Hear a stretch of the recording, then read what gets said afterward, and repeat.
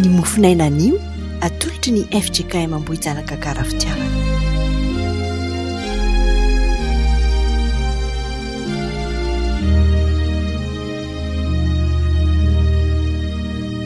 Miarabantsika mpanaraka ny mofinaina eto amin'izao tambajotra serasera FJKM Ambohijanaka Karafitiavana izao ry havana. Nahatratra indray ty Alarobia 10 ny volana Novambra taona 2024 ity. Manona ny fiadanan'ny Tompo ho aminareo hatrany. Alohan'ny hamakina sy andrenesantsika ny hafatra avy amin'ny ten'Andriamanitra dia andeha hivavaka isika. Midera sy mankalaza ary manome voninahitra anaranao izay Andriamanitra fa Andriamanitra rainay ianao. Andriamanitra pahary anay ary mahefa ny zavatra rehetra. Nataonao mifandimby eo amin'ny fiainanay ny andro sy ny alina, koa dia misaotranao indrindra izay. Fanarovanao tamin'ny alina, nomenao ny torimaso mamy ary nahatratra izao maraina vaovao izao. Koa dia misaotra Tompo noho ny fitiavana izay asehonao aminay mandrakariva. Mangataka ny famelan-keloka avy aminao anefa izahay satria natrehan'ny fitiavanao dia tsy miafina aminao tokoa ny heloka mampahotanay ary tsy mendrika izahay. Efa nanota teo natrehanao izay Andriamanitra, koa mamindrafo aminay mamela ny helokay. Hanomboka ny tontolo andronay amin'ny fianonan'ny teninao izay, koa aoka mba ianao no hanokatra ny masom-panahinay. Fianono fanainao masina izay, ahafahanay mandray tsara izay tiany teninao ambara aminay Andriamanitra, ka mitoera ty anatinay. Amin'ny anaran'i Jesosy nanaovana izany. Amen. Ny mofinaina izay voalahatra ho antsika ny ry havana dia arak'izay hita ao amin'ny Matio 7:12, raisina amin'ny 9:30 ka hatramin'ny 7:70. Vakina amin'ny anaran'i Jesosy. Ary rehefa nampody ny vahoaka Jesosy dia niditra tao an-trano izy, ary ny mpianany nakao aminy ka nanao hoe, lazao aminay ny hevitry ny fanoharana ny amin'ny tsiparifary tany an-dambary.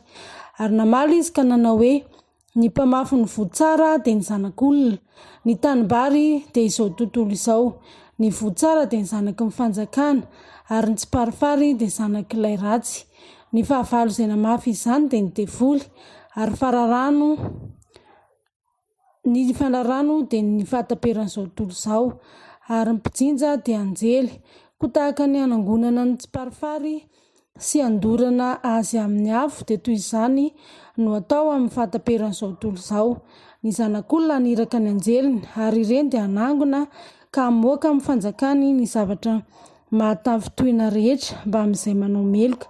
Dia hanipy azy any amin'ny fandoroana lehibe mirehatra avy izy, any no hisy ny fitomaniana sy ny fikotroan'ny nify. Ary amin'izany ny marina dia hamirapiratra tahaka ny masoandro any amin'ny fanjakany rainy, izay manatsofina aoka izy hiaino. Ray masonao manamasinana amin'ny fahamarinana, ny teninao ny fahamarinana. Amen. Ry havana malala, ho aminareo ane ny fahasoavana sy ny fiadanana ary ny famindram-po avy amin'Andriamanitra ray sy Jesosy Kristy Tompontsika. Arak'izay efa novakina tamintsika teo tao amin'ny Matio 7:11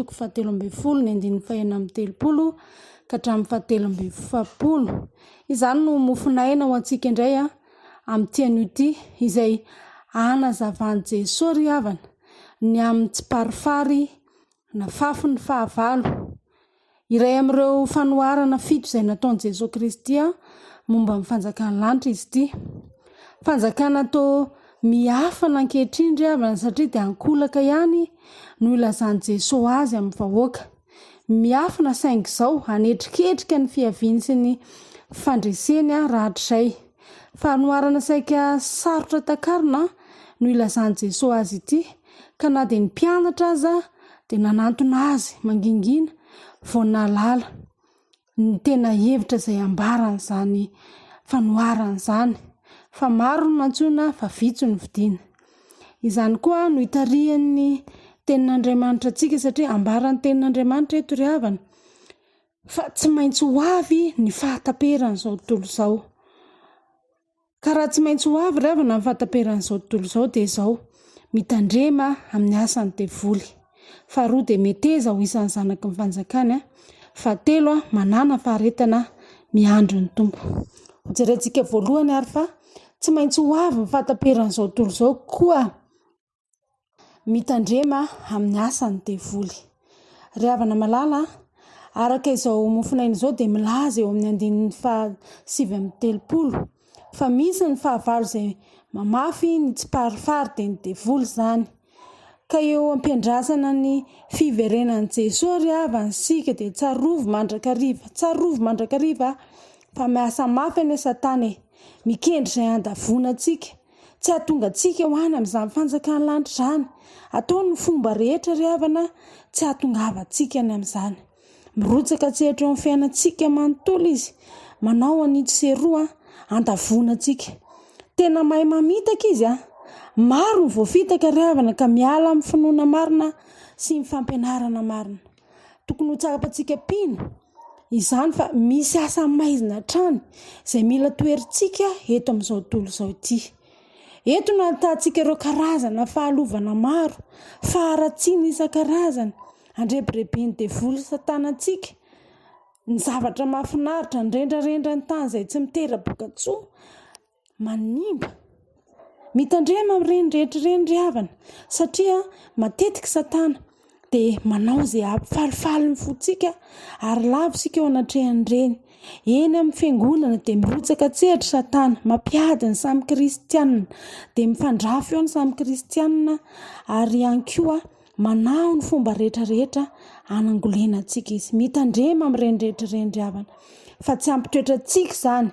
Miambena mandrakariva aoka fantatra tsara ilay tena mpamafy tsara isika ka andray azy ary fantaro ihany koa ny mpamafy ratsy na ny tsy parifary ka toero izany ry havana. Aza mety ho resy antsoy Jesosy ilay mpamafy tsara mifikira aminy dia tsy hatanteraka ny ratsy isika.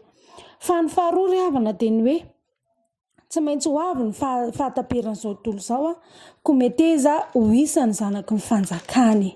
Meteza ho isan'ny zanaky ny fanjakany. Araka izao mofinainantsika izao dia hita fa antokony olona roa ihany misy eto amin'izao tontolo izao ry havana. Dia ny voalohany ny zanaky ny fanjakana ary ny faharoa dia ny zanak'ilay ratsy. Ny zanaky ny fanjakana no andova amin'ny fanjakan'Andriamanitra araka izao mofinainantsika izao. Ny zanaky ny fanjakana izany dia izay manana fo Tafatoetra ao amin'ny Tompo, manao ny tsara, manao ny marina mandrakariva, tsy mitaona ny hafa hanota fa fianarana ho an'ny mino, fianarana ho an'ny olona rehetra, manara-dia n'ilay mpamafy tsara dia Jesosy Kristy izany. Fa ny zanak'ilay ratsy kosa ry havana dia izao, arak'izay maharatsy azy izay dia ratsy ny afafiny, ratsy ny aheliny amin'izao tontolo izao. Amin'ny fiainany rehetrarehetra dia feno haratsiana izy, ny vavany miteny lainga, ny fony dia tena feno fankahalana. Izany ny zanak'ilay ratsy izany. Ny asany rehetra dia ratsy. Izany ry havana dia ho ariana sy hodorana any amin'ny farimy rehetra afo ane. Tany mafy ary izay anananao ry havana mba tsy hisy aka ny satro-boninahitra ao. Ho avy ny Tompo hanavaka ny olony ka hanavaka azy amin'ny fanaintainana sy ny fahoriana rehetra. Hametraka azy eo amin'ny toerany voninahitra izay feno famirapiran'Andriamanitra. Tsy misy fahoriana, tsy misy aizina izay ny aizina dia manambara fahoriana ao amin'Andriamanitra. Ko meteza ho zanaky ny fanjakany, te ho sambatra ve ianao ry havana, te hanampiadanana ve ianao ao amin'ny Jesosy irery ihany anie no ahitana an'izany. Ndeha hanaraka azy, hanana toetra mendrika mba hahazahoana izany fanjakana lanitra izany. Itoerantsika mandrakizay. Fa ny fahatelo farany ry havana dia izao, tsy maintsy ho avy ny fahataperan'izao tontolo izao ko manana faharetana miandry ny Tompo. Nampahafantarin'i Jesosy mialoha ry havana ny zavatra rehetra izay tsy maintsy hiseho any am-parany mba hananantsika faharetana amin'izany. Avelona ny fanantenantsika ao anatintsika ka tsy haketraka antsika manoloana ireo toe-javatra izay mifamaofo maro eo amin'ny fiainantsika. Maharetana dia mafy aza ny zavatra iainana. Amin'izao fotoana izao dia tena mafy tokoa ny iainantsika eo anatrehan'ny aretina izay nandalo teto amin'ny fiainantsika. Betsaka ny very asa, betsaka ny nanam-pahoriana ary dia eo anatrehan'ireny nanararaotan'ny Satana andrebirebena antsika amin'ny zavatra maro samihafa hitaomana antsika hanao anitsy seroa mba hahazahoana vola amin'ny tsy marina, mba hahazahoana fiainana amin'ny tsy marina. ry havana malala manoloana an'ireny rehetra reny, ny tsy fisinasa, ny fahantrana, ny fahoriana izay mety hampiravoravo-tanana antsika tokoa reny dia izao mareta fa tsy maintsy ho mpandresy isika raha tena miaraka amin'ny Jesosy. Izy anie efa nandresy izao tontolo izao ny fahafatesana dia resiny izany, fahavalo farany izany resiny ry havana. Miorena tsara ary, aza miova ry havako, aza mitady famonjena vetsy averoa fa fatao amin'Andriamanitra ny fiandrasana an'izany Jesosy Kristy izany. Andraso ny famonjen'Andriamanitra dia hitoetra amin'izany fanjakany lanitra izany ianao. Ary ety am-pamaranana dia averina mbara aminao fa tsy maintsy ho avy ry havana ny fataperan'izao tontolo izao. Koa mitandrema amin'ny asan'ny devoly, meteza ho isan'ny zanaky ny fanjakany ry havana ary manala faharetana miandry an'izany Tompo Jesosy izany. Fa ho indrindra ny ten'Andriamanitra, aoka ho mahatoky hatramin'ny fahafatesana ianao dia omeko anao ny satroboninahitra fiainana. N'Andriamanitra irery ny voninahitra. Amen.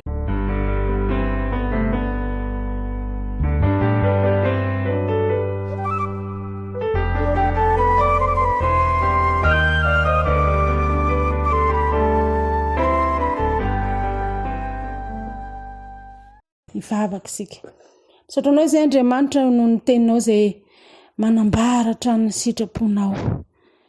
Manambara ny lalana tokony andehananay, hahatonga anay ho amin'ny fanjakanao Andriamanitra.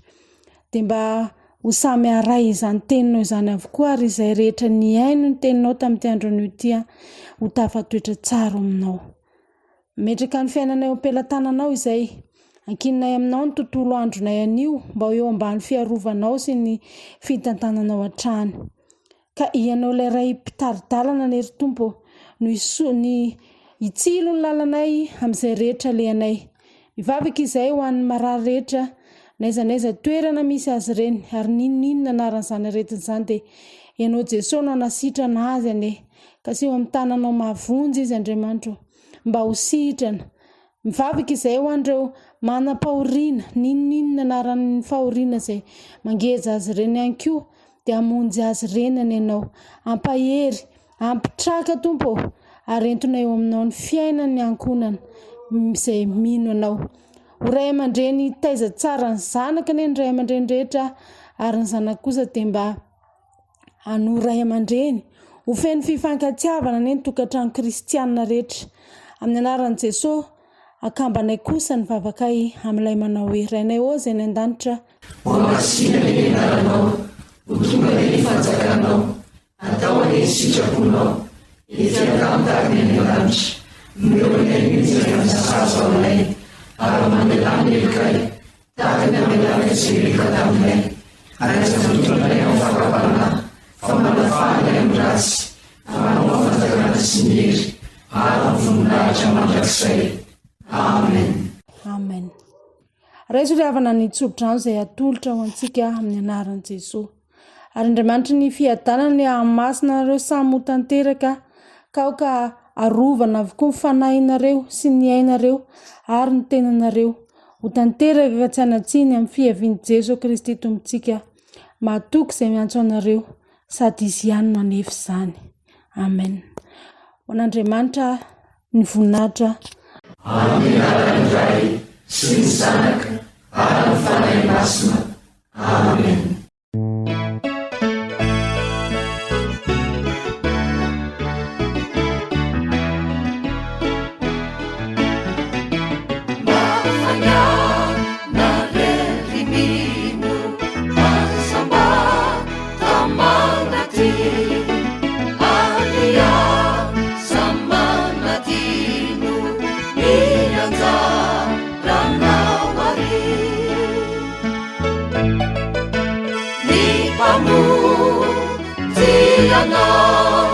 No, no,